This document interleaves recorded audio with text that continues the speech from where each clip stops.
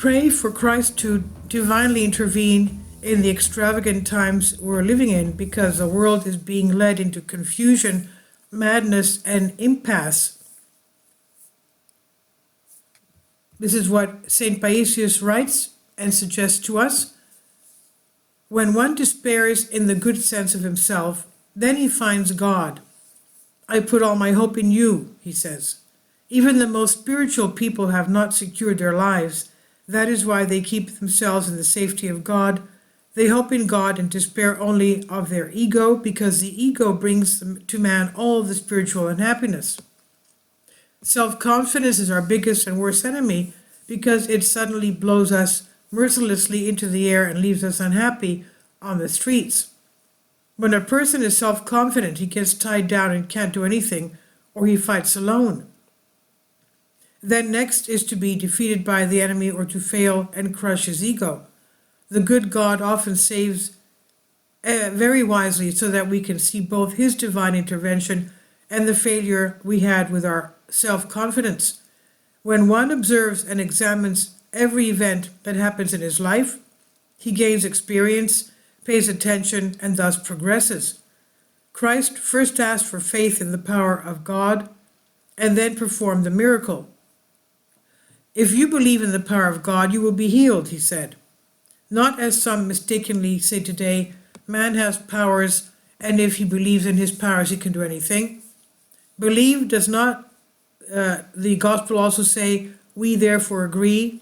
Yes, and Christ was saying, do you believe? But he meant, do you believe in God? Do you believe God can do this? He asked for the man's assurance that he believed in God, and then he helped. Nowhere does the gospel say to believe in myself, my selfishness, but to believe in God, that God can help me, heal me. But they take it the other way around and say, man has powers and must believe in himself. Believing in oneself is either selfish or demonic. And that's awesome. It's become a Babylon.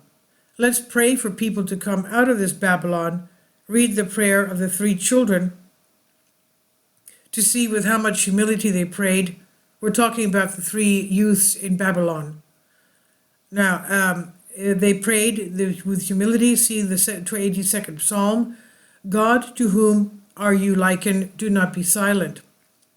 This must be done, otherwise it does not become a village. It needs divine intervention. Some European diseases are coming in and are getting worse. A Cypriot family living in England told me, we are in spiritual danger. I have to leave England as a family. You see there, the father taking the daughter, the mother the son, they crown them all, they bless them all. Some things I'm ashamed to say them, and we sleep with our shoes on. Well, that's a Greek saying now. He says, I'm not saying to pick up placards, but to turn our attention to the great danger that awaits us and lift up our hands to God. Let's look at how to defend against evil. We need to keep a little break, because everything is going to flatten them. And now one should say the psalm, give the Lord of these as Oreb and Zeb and Zabeah and Shalmanah, who said, let us inherit the sanctuary of God. Look manly, tighten up a little. I see what awaits us. That's why I hurt. Don't let yourself down. Do you know what Christians pull elsewhere? What they go through? Do not forget that we are going through difficult times and much prayer is needed. Remember the great need the world has today and the great demand God has of us for prayer. Pray for the general outrageous situation of the whole world, for Christ to feel sorry for his creatures because they are marching towards destruction. To divinely intervene in these outrageous times we live in, because the world is being led into confusion, madness, and impasse. My logic tells me how God will not let go. He will not let go. This situation will be clarified. Now it is as if there's a big net that has caught the fish in it, and it is rotten. It goes from here to there and will break in the end. And it will not break because the fish are large, but because the net is rotten. We must help the whole world with prayer, so that the devil does not do what he wants. The devil has acquired rights, not that God leaves him, but he does not want to violate his authority, men's authority. And that is why we help with prayer. When one is in pain for a current situation prevailing in the world and prays, then people are helped without violating that authority. And this is from the book of Elder Paisius, St. Paisius the Agurite, Reasons for Spiritual Awakening, Book B, Part 5, Chapter 1, of State of Alarm. I've translated this from a Greek article.